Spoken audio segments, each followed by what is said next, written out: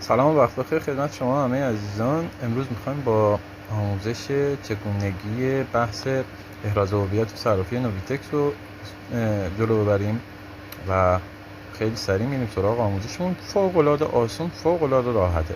خب شما توی صرافی نویتکس وارد میشید با یه همچین منوی روبرو میشید.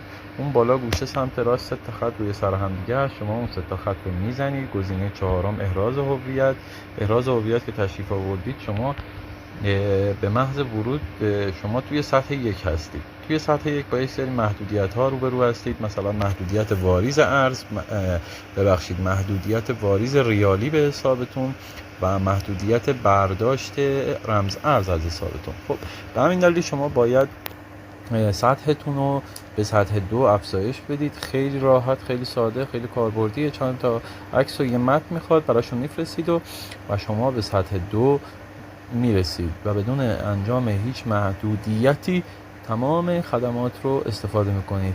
این بود آموزش امروز ما. فوق‌العاده عالی، راحت، کاربردی. به سطح دوم که برسید خیلی راحت از توش میتونید خدماتی که نیاز دارید رو استفاده بکنید.